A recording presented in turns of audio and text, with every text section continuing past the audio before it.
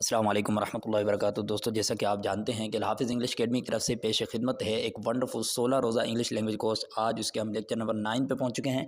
आज हम उसमें देखने जा रहे हैं पास्ट कंटिन्यूस टेंस। लेकिन इससे पहले जो हम असबाक जो लेसन हम देख चुके हैं वो आप बखूबी जानते हैं। आगाज़ हुआ था बेसिक इंग्लिश से, बेसिक इंग्लिश से होते हुए प्रेजेंट, पास्ट, फ्यूचर और इसी तरह हम प्रेजेंट कंटिन्यूस तक पहुँच चुके हैं। यानी हमने प्रेजेंट इंडेफिनिट टेंस पढ़ लिया, पास्ट इंडेफिनिट और फ्यूचर इंडेफिनिट टेंस और इसी तरह प्रेजेंट कंटिन्यूस टेंस। तो आज हम देखने जा रहे हैं पास्ट कंटिन्यूस। तो यहाँ पर दो चार चीज़ें हैं, बस ये पढ़ने से हमारा टेंस जो है फौरी तौर पर कंप्लीट हो जाता है। तो आइए शुरू करते हैं। पास्ट कंटिन्यूस मीन ज़माना माजी जारी। तो सबसे पहले हम इसकी डेफिनेशन को देखते हैं। डेफिनेशन इसकी क्या है? जिन जुमलों से ये बात मालूम होती है कि काम पहले जारी था और मुकम्मल नहीं हुआ था उसे हम पास्ट कंटिन्यूस कहते हैं, उसे हम पास्ट कंटिन्यूस टेंस कहते हैं। उम्मीद है आपको समझ में आ गई होगी। अब इसकी मिसाल अब ये ले लें कि मैं जा रहा था, वो पढ़ रहा था, मैं लिख रहा था, मैं आ रहा था। इस तरह की जो एग्जाम्पल हैं तो ये पास्ट कंटिन्यूस टेंस में आती हैं। ओके, तो आगे चलते हैं। साइंस में अभी आप देखें मैंने जो एग्जांपल सुने हैं उनके तमाम के आखिर में इस तरह आ रहा था, रहे थे, रही थी, रहे थे। तो इस तरह की ये जो साइंस होती हैं ये हमारे पास्ट कंटिन्यूस के उर्दू वाले जो सेंटेंसेस होते हैं उनके आखिर में आते हैं। तो इस तरह हम पहचान कर सकते हैं कि पास्ट कंटिन्यूस का टेंस कौन सा है। ये हो गई बात। आगे हम आते हैं हेल्पिंग वर्ब में। हमारा हेल्पिंग वर्ब कौन सा है? हेल्पिंग वर्ब इसमें पास्ट कंटिन्यूस के दो होते हैं, नंबर एक वास और नंबर दो वर। ओके, नंबर एक वास और नंबर दो वर।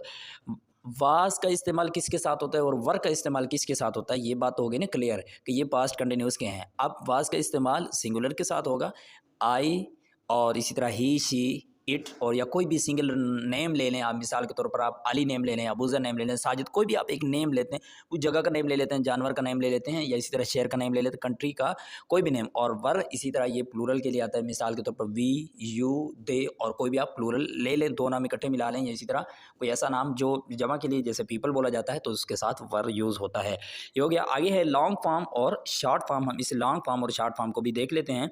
लॉन्ग फॉर्म इसका होता है वाज नॉट। ओके, क्या है? वाज नॉट और वर नॉट। और वाज नॉट का शॉर्ट फॉर्म है वजंट और वर नॉट का शॉर्ट फॉर्म है वरंट, वरंट। ओके, आगे चलते हैं। तीन चीज़ें क्लियर हो गई डेफिनेशन जिनमें से ये बात मालूम होती है काम पहले जारी था और मुकम्मल नहीं हुआ था उसे पास्ट कंटिन्यूस कहते हैं। और साइंस रहा था, रहे थे वगैरह। और हेल्पिंग वर्ब वाज वर है, वाज नॉट, वर नॉट, वजंट और वरंट। आगे चलते हैं। इसका कायदा और कानून फार्मूला है। अगर आपको यहाँ पर कुछ डिफ़िकल्टीज़ का सामना हो रहा हो तो प्लीज़ आप चले जाएँ प्रेजेंट, आप वो लेक्चर ज़रूर सुनें। अगर आप वो सुन लेते हैं तो मैं उम्मीद करता हूँ कि ये लेक्चर तो आपके लिए फिर कुछ भी नहीं है, आपको 12 की 12 टेंसेस खुद ब खुद समझ में आ जाते हैं। तो आइए शुरू करते हैं। ये फार्मूला पास्ट कंटिन्यूस टेंस का फार्मूला है subject plus helping verb, verb ING, object EOP, यहाँ पर है फुल स्टॉप। अगली बात ये है कि ये फार्मूला क्या है? मतलब ये है कि जब हमारे पास इस तरह के जुमले होंगे ना, मैं जा रहा था, मैं आ रहा था, जिस तरह की मैंने आपको एग्जांपल पहले दी है, इस तरह के जब जुमले होते हैं हमारे पास तो इनको इंग्लिश में ट्रांसलेट करने का ये तरीका होता है। हमारे पास ये फार्मूला होता है। इन फार्मूलों को यूज़ किस तरह करना है, उसकी क्या एग्जाम्पल है, वो आपको आगे बताने वाला हूँ। यहाँ पर आप सिर्फ ये फार्मूला देख लें और इस फार्मूले को याद करें। ओके, और यहाँ पर नेगेटिव का ए डबल एफ से मुराद अफर्मेटिव है, यहाँ पर एन ई जी से मुराद नेगेटिव है, इनकारिया जुमला। Subject plus helping verb not, verb ING, object EOP और फुल स्टॉप है लास्ट पे। आगे चले helping verb subject verb ING object EOP और यहाँ पर है क्वेश्चन मार्क। और नंबर 4 पे हमारे पास इंट्रोनेगेटिव। इंट्रोनेगेटिव मीन होता है सवालिया इनकारिया जुमला। तो शुरू हो रहा है हेल्पिंग वर्ब से, subject not, verb ING, object EOP और question mark.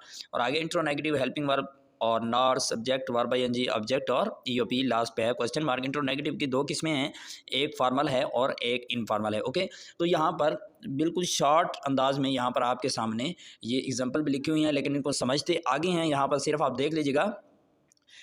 I was going to Hafiz English Academy. They were not going to Karachi. Was he reciting the Holy Quran? आगे देखते हैं कि हम ये जो हमारे पास फार्मूला है हम इसको यूज़ किस तरह करते हैं, इसका तरीका देखते हैं। बहुत ही ज़बरदस्त दोस्तों, कोई भी उर्दू का सेंटेंस हो तो उसको इंग्लिश में ट्रांसलेट करने का एक तरीका होता है और वो तरीका तो वही है जो हमने फार्मूले में देख लिया है।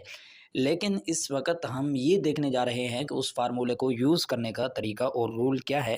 तो अब ये देखते हैं। अब फॉर एग्ज़ाम्पल हमारे पास ये जुमला है, मैं स्कूल जा रहा था। हम इसको ट्रांसलेट करने लगे इंग्लिश में तो सबसे पहले हमें ये काम करना होगा, चेक द टेंस। यानी ये इस जुमले को देखना होगा कि ये टेंस है या नहीं है पहले नंबर पे, और दूसरे नंबर पे ये देखना होगा कि ये कौन सा टेंस है। ओके, ये हो गया। जब ये हमें पता चल गया कि ये यहाँ पे लास्ट पे क्या है भाई, रहा था, तो ये पास्ट कंटिन्यूस है, ये ओके हो गई बात। तो आगे चलते हैं चेक द सेंटेंस। फिर हम सेंटेंस देखते हैं कि ये जुमला कौन सा है। तो ये जुमला अफर्मेटिव है क्योंकि ना ही इसमें सवाल है और ना ही इनकार है। तो ये बात क्लियर हो गई कि ये पास्ट कंटिन्यूस का अफर्मेटिव सेंटेंस है। तो उसके बाद यहाँ पर लिखा हुआ है गो टू फार्मूला, फिर हम उसके फार्मूले की तरफ, यानी मैं स्कूल जा रहा था, ये पास्ट कंटिन्यूस अफर्मेटिव का सेंटेंस है। इसको इंग्लिश में ट्रांसलेट करने के लिए हमारे पास ये वाला फार्मूला है, subject plus helping verb, verb ING, object EOP. फिर हम इसमें आ जाएंगे। तो आगे चलते हैं, फिर हम इसमें आ जाएंगे और इसमें आकर हम देखेंगे कि सबसे पहले क्या चीज़ है। सबसे पहले यहाँ पर दोस्तों है सब्जेक्ट। तो हम इसी सब्जेक्ट को उठा के हम फिर उर्दू वाले सेंटेंस में आ जाएंगे और उर्दू वाले सेंटेंस में आकर हम ढूंढेंगे कि हमारा सब्जेक्ट कहाँ है। तो जब देखा तो पता चला हमारा सब्जेक्ट मैं है, यहाँ पर भी शुरू में है। लेकिन ये बात याद रखें कि शुरू आकर के कोई बात नहीं, बल्कि जो चीज़ फार्मूले में पहले है वो उठा के हम लाएंगे कि उर्दू के चाहे वो आखिर में हो या शुरू में हो या दरमियान में हो, जहाँ पर भी हो हमें वो चीज़ मतलूब है। तो सब्जेक्ट है मैं है और मैं की इंग्लिश बनती है आई, तो हमने इंग्लिश वाले सेंटेंस के शुरू में आई रख दिया, ये आपके सामने मौजूद है। और उसके बाद हेल्पिंग वर्ब, ये हेल्पिंग वर्ब है वाज, तो हमने यहाँ पर रख दिया है वाज, ये आपके सामने मौजूद है। कैसे वाज है, चूँकि आपने देख लिया हमारे पास दो हेल्पिंग वर्ब है वाज और वर्ब। वाज जो है आई के साथ यूज़ होता है, तो आई के बाद हमने वाज रख दिया। उसके बाद यहाँ पर है वर्ब आईएनजी। तो अभी हम यहाँ को इसको जहन में उठा के हम फिर उर्दू वाले सेंटेंस में आ जाते हैं। उर्दू वाले सेंटेंस में आके देखेंगे कि वर्ब है कौन सा। तो इसमें जो वर्ब है वो है जाना। तो जाने की इंग्लिश जो है वो है हमारे पास गो, और गो की फोर्थ फॉर्म है गोइंग, तो हमने यहाँ पर गोइंग रखा है। और आगे हमारे पास ऑब्जेक्ट, और ऑब्जेक्ट की इंग्लिश है ऑब्जेक्ट जो उर्दू में। फिर हम आके ढूंढेंगे कि हमारा ऑब्जेक्ट कहाँ है। तो हमारा जो ऑब्जेक्ट है वो है यहाँ पर स्कूल। तो इसी स्कूल को उठा के हम इंग्लिश में रख देंगे, तो ये बन जाएगा I was going to school. ये हो गया हमारा स्कूल। ओके, तो दोस्तों ये हो गया पास्ट कंटिन्यूस अफर्मेटिव के इसको ट्रांसलेट करने का क्या तरीका है। और सेम यही तरीका आगे चलता है। जो भी एग्जाम्पल हो, हमने ये तीन काम करने हैं, तीन काम करने हैं। फार्मूले की तरफ जाना है, फार्मूला याद होगा तो फार्मूले की तरफ जाएंगे, और फिर जो जो चीज़ तरतीब वाइज आती जाएगी उसको उठा के उर्दू में ढूंढ के यहाँ पे रखते चले जाएंगे, तो ये बात टाइट हो जाएगी। ओके, आगे देखते हैं। हमारे पास है नेगेटिव की। ओके, पास्ट कंटिन्यूस नेगेटिव की एग्जांपल है। इसको ट्रांसलेट करने का भी वही तरीका है। मैं स्कूल नहीं जा रहा था, पहले टेंस देखेंगे, सेंटेंस देखेंगे, उसके बाद फार्मूले में। तो ये पास्ट कंटिन्यूस नेगेटिव सेंटेंस है, तो उसका फार्मूला ये है subject plus helping verb plus not. बस इसमें सिर्फ यही तब्दीली अफर्मेटिव नेगेटिव में, यहाँ पर हेल्पिंग वर्ब के बाद नॉट आया है, वहाँ पर नॉट नहीं था, बाकी सब कुछ वही है। अब आपने खुद इसको ट्रांसलेट करना है ताकि अभी से आपके अंदर इंप्रूवमेंट आ जाए और आपके अंदर ट्रांसलेट करने की एबिलिटी पैदा हो जाए। ओके, तो आगे चलते हैं इंट्रोगेटिव। ओके, इसको मैं एक दफ़ा फिर आपके सामने दोहरा देता हूँ। यहाँ पर यह है क्या मैं स्कूल जा रहा था। अब हमने इसको इंग्लिश में ट्रांसलेट करना है। सबसे पहले हमने टेंस देखना है। तो ये टेंस क्या है भाई, पास्ट कंटिन्यूस है क्योंकि लास्ट पे है जा रहा था। और उसके बाद हमने सेंटेंस देखना है, यानी जुमला कौन सा है।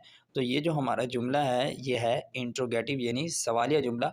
ये कैसे सवालिया जुमला है, क्योंकि लास्ट पे क्वेश्चन मार्क है और ये सवाल है, वैसे कलाम से भी पता चल रहा है। तो ये दो चीज़ें, फिर हम इसके फार्मूले की तरफ चले जाते हैं। गो टू फार्मूला, फार्मूले की तरफ आ गए। फार्मूला ये है helping verb subject verb ING object EOP. सबसे पहले यहाँ पर हेल्पिंग वर्ब है। अब सवाल ये है, शुरू में हेल्पिंग वर्ब है, शुरू में सब्जेक्ट तो है नहीं, हम वाज रखेंगे या वा रखेंगे। दोस्तों चूँकि बाद में जो आने वाला सब्जेक्ट है हमें पता है कि हमने कौन सा सब्जेक्ट रखना है, उस सब्जेक्ट के मुताबिक हम हेल्पिंग वर्ब रख देंगे। तो शुरू में हम वाज रख देंगे, आगे है was I going to school. Okay, तो आगे चले इंट्रोनेगेटिव यानी सवाल इनकारिया जुमला, क्या मैं स्कूल नहीं जा रहा था। इसके बाद बिल्कुल वही सेम मेथड है, लेकिन इसमें थोड़ा सा डिफरेंस है फार्मूले में। यहाँ पर नॉट है, वहाँ पर नॉट नहीं था, बिल्कुल उसी तरह आप ट्रांसलेट कर सकते हैं।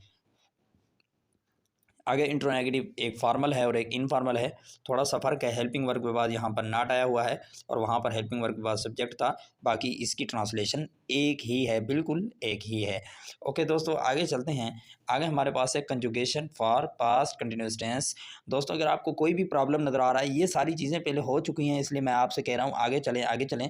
अगर आपको कोई भी प्रॉब्लम है तो आप ज़रूर विज़िट कीजिए। प्रेजेंट इंडेफिनिट टेंस का वो दो हिस्सों में डिवाइड किया गया है, अगर आप उसको सुन लेते हैं तो आपको 12 के 12 टेंसेज उसी में से भी समझ आ सकते हैं, उसको ज़रूर सुने आप।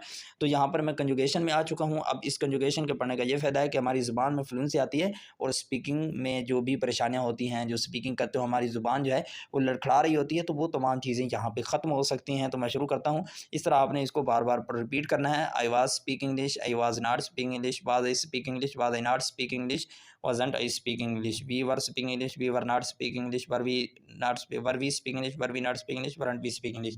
ओके दोस्तों आगे चलते हैं। you were speaking English, you were not speaking English, were you speaking English, were you not speaking English, weren't you speaking English। They were speak English, they were not speak English, were they speak English, were they not speak English और weren't they speak English. Okay दोस्तों, आगे चलते हैं। आगे हमारे पास है he was speak English, he was not speak English, was he speak English, was he not speak English, wasn't he speak English, he was speak English, he was not speak English, was she speak English, was she not speak English, wasn't she speak English. आगे देखते हैं। आगे हमारे पास है it was speak English, it was not speak English और इसी तरह was it speak English, was not speak English, wasn't it speak English. Ali was speak English, Ali was not speak English, was Ali speak English, was Ali not speak English और wasn't Ali speak English. दोस्तों, तो ये आज का lecture हमारा यहाँ पे हो गया ख़त्म। उम्मीद है कि आपको ये बात समझ में आ गई होगी। अगर आज के ये लेसन आपको समझ में आया है और आप इस चैनल पर नए हैं तो ज़रूर चैनल को सब्सक्राइब कीजिएगा। अगर आपने सब्सक्राइब कर लिया है ज़रूर अपने दोस्तों तक इसको शेयर कीजिएगा और लाइक कीजिएगा और कमेंट के ज़रिए इज़हार मोहब्बत ज़रूर कीजिएगा। जज़ाकल्लाहु खैर। अस्सलामु अलैकुम रहमतुल्लाहि व बरकातहू।